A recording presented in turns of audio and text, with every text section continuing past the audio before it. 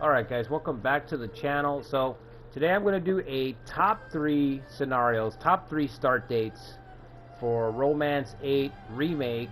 And really these kind of apply to the whole series, but since we just got Remake and it's got the most start dates by far, I mean it dwarfs all the other games, this is the best time to do a ranking. So like I said, this is going to be the top 3. If you guys enjoyed the video, make sure you hit the like button, subscribe to the channel, and let's get started. 3 spot, we have the Yellow Turban Rebellion. Okay, Yellow Turban Rebellion, pretty much in every game. Now some games do it really well. There has been like 1 or 2 games where the Yellow Turban Rebellion isn't done so well, but recently especially, Koei's done justice by the Yellow Turbans. Okay, the 184 start date. Now there's a couple of reasons why I say this is number 3, okay? Specifically in this game, oh, you know what, first let's just talk about the general reasons, right? So generally speaking, Yellow Turban Rebellion, the first draw is that it's the beginning of the novel, okay? It's the starting point. So everybody is just beginning their military career in the game. So all your favorites, no matter who your favorite is, you know, what Wei Wuxiu, Lu Bu, Zhang Jiao, okay, which we'll get to in a second, but they're all just beginning. So if you want to get the most time with your favorite character, right, this is the one to start in, because you can start there and you can shape them throughout, right? And since it's the beginning, this scenario really rewards you a lot for knowing who's going to show up, when are they going to show up, you know, which way the wind's blowing in terms of the story. So you could really plan your route efficiently in this one if you want to. And then on the flip side of things, because of the map, right, because everything's happening in the northern half of China, if you don't want to like hyper focus on a specific way to play your run, and what I mean by that is, like, you know, these guys are going to show up over here, so I need to be over here to pick them up so I can be Sworn Brothers. Or if you're thinking a Vagrant Army playthrough, whatever, if you're not going to stick to a certain layout of your plan, you can just play on the southern half of China, because it is totally empty. So you can have it both ways. You can play the southern half of China and just kick back, relax, you know, build up at your leisure, or just roleplay down here, right? Bouncing from city to city, because this is Romance 8 after all. So officer play.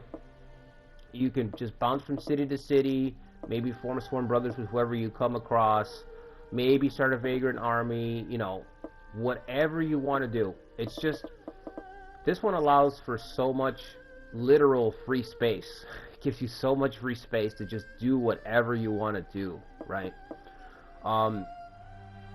And like I said, on the other way, you can plan your route accordingly to how you want to play. Another reason that I really like this one, that I come back to it all the time, is because of Zhang Jiao, okay? Maybe not necessarily the actual Yellow Turbans, but Zhang Jiao, okay, is the highlight, right? So the thing about Zhang Jiao is that across the series, he has always been the one to test divination. They call it divination in this one. Divination magic, right? Casting, okay? He's always the go-to guy to test out the casting. So if you want to know how magic works in the game, and is it strong, okay, how does it work, what tools do we have for it, and how strong is it, you go straight towards Zhang Jiao to check it out right away. You know, you pick them, drop into a map, go into a battle, and just test it out.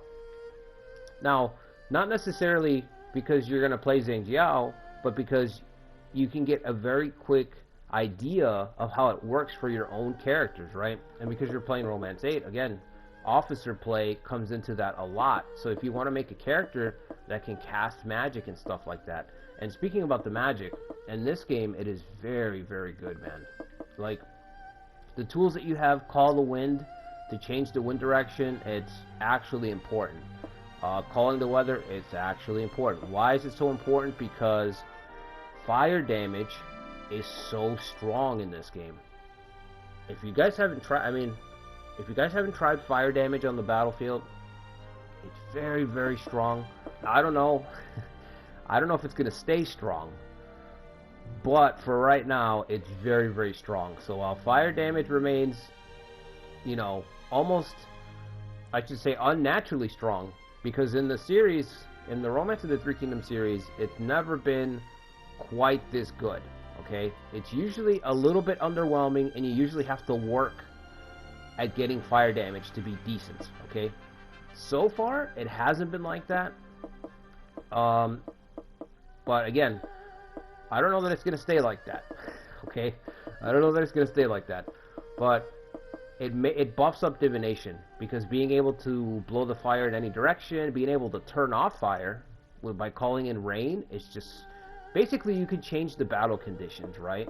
You can make it turn on fog of war with the fog. The rain will slow down movement. And then speaking of slow down movement, of course, you have witchcraft, which just completely restrains a unit.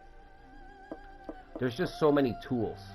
Sorcery is based on wind direction, and then Thunderstrike based on the weather. So Zhang Jiao can literally set up, in 2 turns, set up his magic triggers, okay? Now, one other thing that doesn't have to do with divination in this game, but I have to talk about how good this is Cure. Cure is so strong in this game. Holy shit. Coming as a Romance 14 player, coming from Romance 14, man, where it was pretty useless, I love that Cure is so strong. It's a breath of fresh air to have it be useful in this game. It doesn't just recover troops either, it removes status effects, man. So Zhang Jiao to me feels like he feels like the ultimate mage, right? If like you're a Final Fantasy player, he's got the black magic and he's got some white magic with Cure. But the point is to try him just to get an idea how strong is magic in the game, you know? If you're a new player, you haven't done it before, I highly recommend it. Once you try it once, you will be hooked. Okay, you will be coming back in every game. Or if you boot up a past game, you will find yourself testing out the magic system, because it's just that much fun, and it's such a unique corner to the series to be able to affect the battle conditions of the map, right? That's crazy to just be able to say, well, I'm going to change the whole outlook of the battle. So it is game dependent. You know, some games it matters a lot, and in other games it doesn't matter at all. Like I said, in this game right now, to me, it feels like because fire damage is so prominent, by extension, divination is also really, really strong. Okay? Outside of the effects, the damage from sorcery, thunderstrike, and witchcraft, just based on fire damage, it's already insanely powerful, because it allows you to mess with that even further. And like I said, Cure really allows for... Cure is so strong that it kind of allows for a unique sustain build, where you're able to just tank hits, right?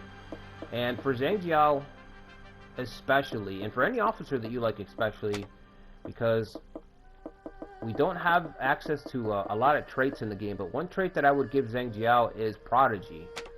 You know, if you're going to run a caster, I recommend giving them Prodigy so that you can double dip into your tactics after 10 days. You know, it feels kind of thematic, you know? 10 days have passed, the caster's mana bar has refilled. Now he can cast again, right? It feels right to give him Prodigy. Hopefully he gets his own unique thing, you know. Whenever we get the inevitable PUK, we get some more traits. But in the meantime, I would say if you're running a caster, definitely. Or if there's something even stronger, there's probably something stronger, but, you know, I'm just saying Prodigy has that theme to it, so that's why it popped into my mind. But, yeah, outside of Zhang Jiao, like I said, the starting date itself, the positioning and everything, there's some interesting ones, even though there's not that many, but playing as Sun Jian here and trying to hold out against the Yellow Turban, sometimes it's challenging depending on the game. Lu Bu, early on in his military career, can be a lot of fun. Liu Bei, the Peach Garden Oath is about to happen. You know, it's the beginning of the novel, so a lot of events and things are gonna happen in the game because it's just right at the onset of everything. So one thing I will say though, I don't think it's ever been done really in a Koi game. you can't really go from Yellow Turban all the way to anti-Dongzhuo Coalition. So if you think that, you know, if you boot this up and you're thinking that you can go all the way to like 190 Dongzhuo's Rise, you just can't, you know. Koei doesn't really, they just really can't manage to keep things on the rails just because of the nature of the way that they design the game. So you have to start at a closer date, but you know, the Yellow Turbans are only around for 1 year, so it's kind of a damned if you do, damned if you don't kind of situation. But yeah, just know that going into it, you can't go all the way to anti-Dongzhuo Coalition. That's like an ongoing problem in the series, is Koei trying to create a game where that you can actually take it all the way through. The main problem is just that, you know, it's a long time. It's 5 or 6 years. A lot can happen. It's too easy for it to get derailed, basically, because of the way that the AI works, you know? But outside of that little problem, because to me, that's my little nitpick. I know that's a lot of people's nitpicks. Every time a new game comes out, it's like, hey, everything else flows so well. Why doesn't Yellow Turbans flow to that? It's just a time jump. It's a long time for a lot of things to go wrong in terms of the sequencing, right, of the events. But outside of that, like I said, the main reasons it's so early. You can start with whoever you want, and they're at their youngest. They literally just spawned into the map, right? Anybody who's going to be in the game just spawned into the map.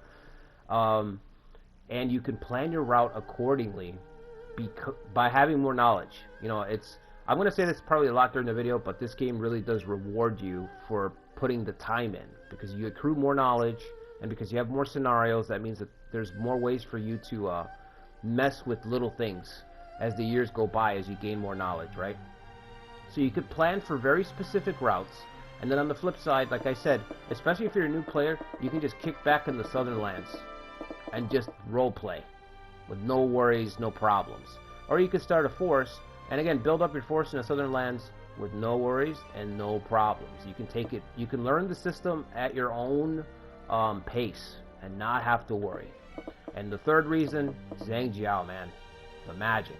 You have to try it. Okay, once you get a taste of that magic, bro, you're gonna keep coming back. You're gonna keep, like I said, from there on out, every future game, it'll be one of those things that you'll be like, let me see how good the magic system is in this one, man. So, yeah, that's it. Yellow Turbans at number 3, 184. Okay, number 2, the Anti-Dongzhuo Coalition, 190.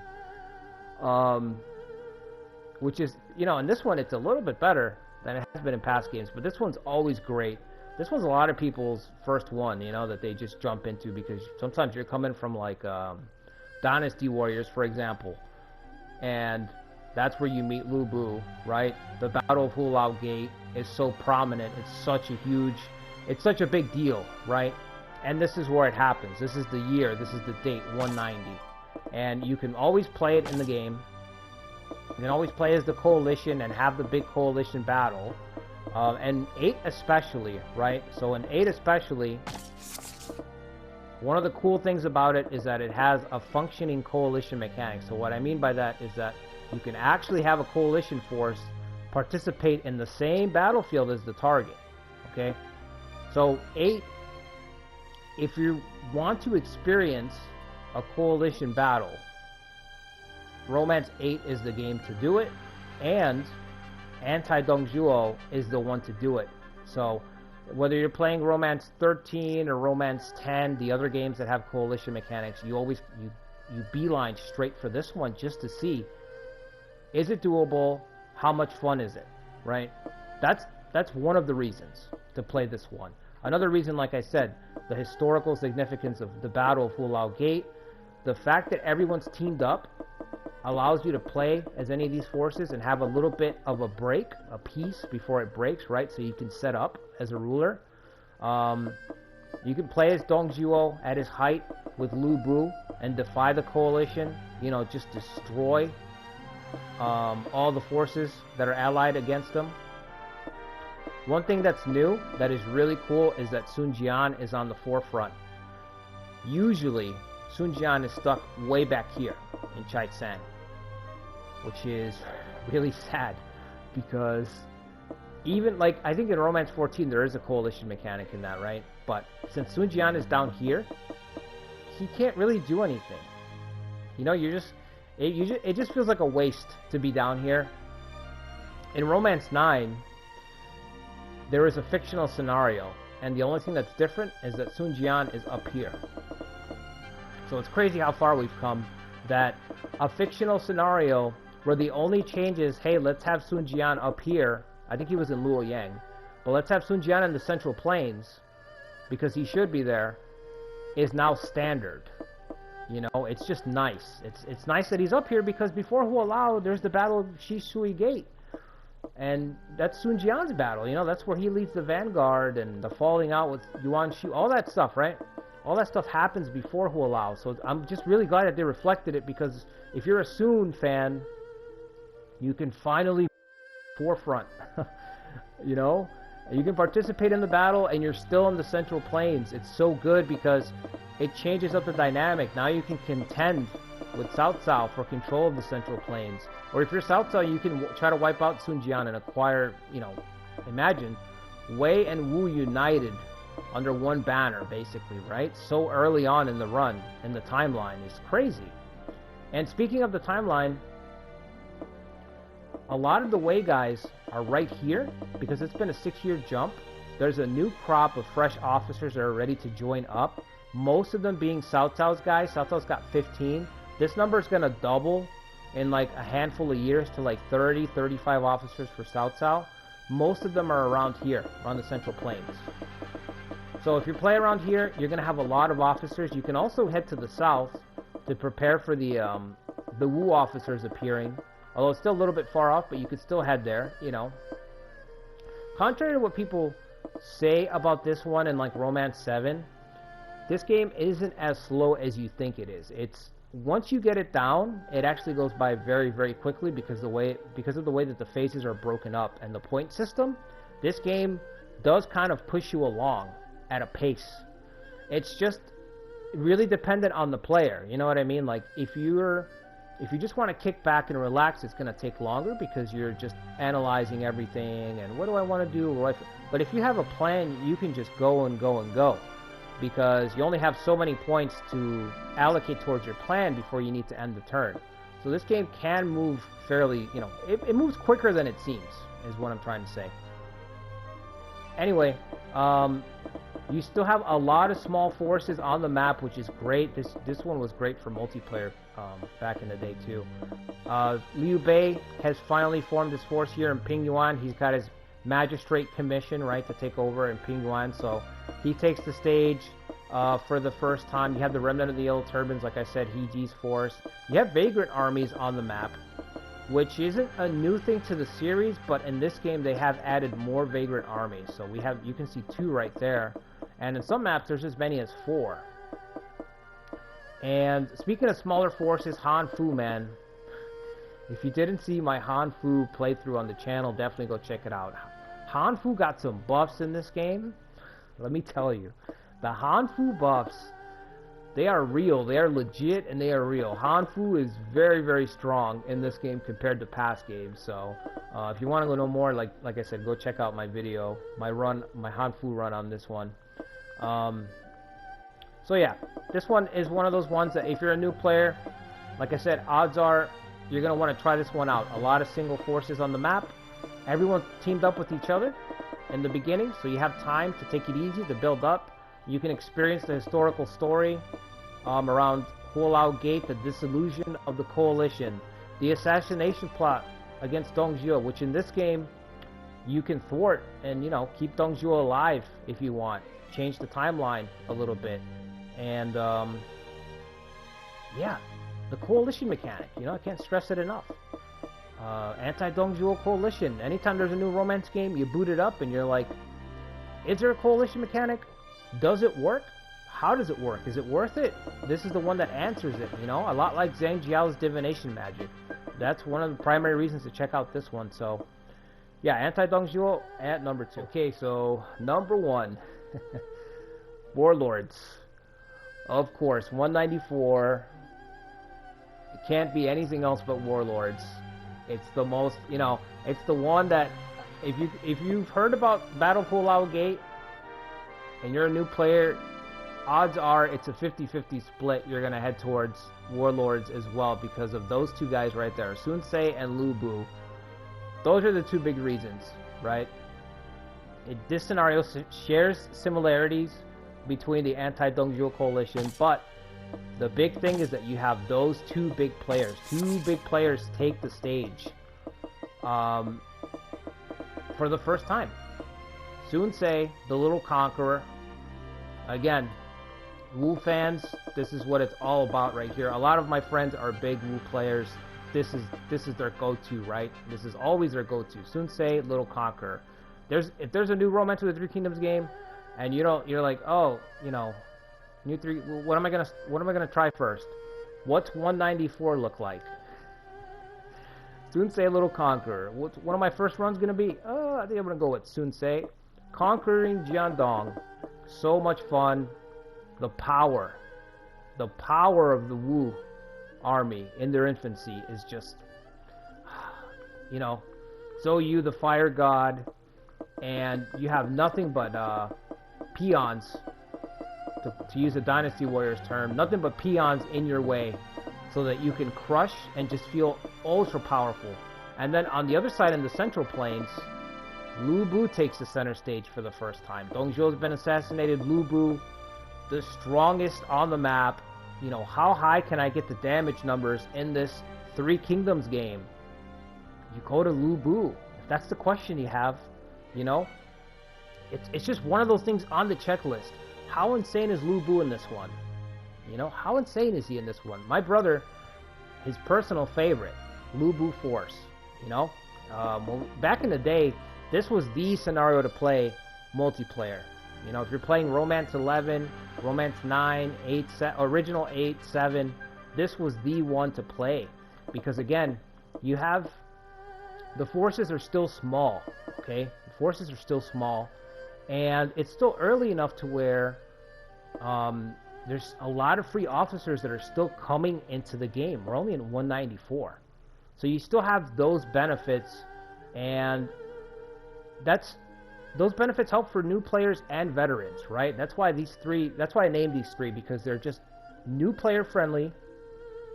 They'll pull you in if you're a new player, and if you're a veteran, they've kept you in and they've kept you coming back because of where we are in the story.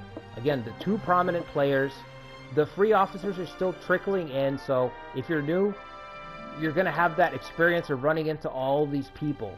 So many free officers. If you're a veteran, okay, these guys are right around the corner. Let me go over here to go get these guys. Whether you're a free officer and you're like, I want to get, again, roleplay, Brotherhood, where you're a vagrant army, and I'm like, I want to build that mercenary force, 194, I know where these guys are going to be. Build a mercenary army and steal some Wu officers before Sun Ce gets them, right?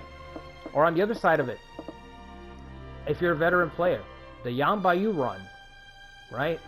The two officer Yang Baiyu run, everyone's tried, okay? Everyone's done. Liu Yao defying Sun Ce, using Tai Shi Tzi to try to define Sun Ce. And let me just say, Sun Ce's new trait in this game is so much fun. I completely got killed by it. What is it called? Overlord, right? His Overlord trait increases, his strength goes up by 85 as long as he's attacking somebody that has a strength of 85 or over. This is how I lost Jiao Dun.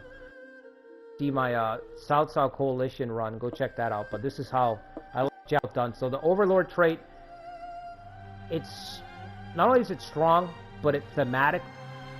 It's perfect, because it's like, Sun Ce is just starting out, and people are sleeping on him. Yuan Shu's not thinking that he can do anything with, that's why he accepts the deal. He's like, I'll give him 3,000 soldiers. What's he going to do with 3,000 soldiers? But he is going to rise to the challenge, and that's what this trait reflects. Sun Ce rising to adversity, rising to the challenge to overcome and live up to his father's legacy. I just love that trait. It's so good for him. It's perfect. So you, of course, he's got Fire God. Fire damage I already talked about. It's insanely strong. We'll see if it stays insanely strong. I don't know. I don't think so. It's my guess, but we'll see. What else? Like I said, Lu Bu, the carnage of Lu Bu in the center. If you just want to destroy everybody, this is the one to do it in. You have plenty of officers. You have a free city to escape to if things get a little too crazy. If you lose control a little bit, you survive. And on the other side over here, one of my favorite forces to play as, Li Zhuo. I love role-playing as Li Zhuo and being basically like inheriting the tyrant's mantle as Li Zhuo and continuing the notorious lifestyle that Dong Zhuo left behind with the remnants of his force, you know, and becoming kind of like the new Dong Zhuo force. And Li Zhuo's got a lot of officers that are very, very strong. You know, Zheng Xiu is here, Jiak Su is here. He's got enough to make a real serious run. If you haven't tried Li Zhuo, I highly recommend him. You can kind of roleplay, you know, as the second coming of the tyrant basically over here. But outside of the other forces, like I said, Sun Ce, Lu Bu. Those are the two big reasons, and it's enough really to put this scenario as number one. The first time that these guys take center stage. On top of, there's so many other stories that have yet to play out. You know, Lu Bu losing Yan and coming to Liu Bei. If you want to play out that storyline, Lu Bu and Liu Bei in Shu Province, that's right around the corner. The rise of the false emperors, right around the corner. Yuan Shao and Gongsun Zan's clash. Trying to defy fate as Gongsun Zan is a lot of fun. Using Zhao Yun as the spearhead of your forces to destroy Yuan Shao. There's just so many roleplay and historical plot lines that you can play out from this start date. It's perfect. To me, it's perfect. I've been playing this series for a long time. I always come back to this one. There's just the mechanics, just to see how the mechanics affect the game, and just to replay something that I've already done 1,000 times before. Like I said, taking over Jiandong for the millionth time, or trying to destroy everyone in the center as Lu Bu for the millionth time, it never gets old, man. So, yeah. 194, Warlords, the little conqueror scenario, whatever you want to call it, that's number one. I hope you guys enjoyed this little video. Make sure you hit the like button if you did. Subscribe to the channel if you haven't already. We're going to continue doing Romance of the Three Kingdoms remake content, and then Nobunaga's Ambition Awakening, of course, on the channel. And I might do some more top 5s, top 3s with scenarios. I kind of want to do a tier list based on deep cuts, and I want to do another one just rambling about my personal favorites in Romance 8, because Romance 8 has so many. It's just the game that rewards how much time you've put into it. It just rewards you for that, for just putting in more time, because you just know more and more little nuanced things that you can do. So, and so far, most of the quality of life changes have been for the better. So, oh, did I even talk about the vagrant armies in this one? There's 3 in this one. I know there was one where I saw that there was 4, and I really like that this mechanic came back and that they actually made it, you know, like, improved on it, where there's even more armies on the map. So I hope we get some kind of DLC scenario that's got just vagrant armies everywhere, like 8 armies. That'd be kind of cool to see. But anyway, yeah, I'll catch you guys on the next one. Until then, guys.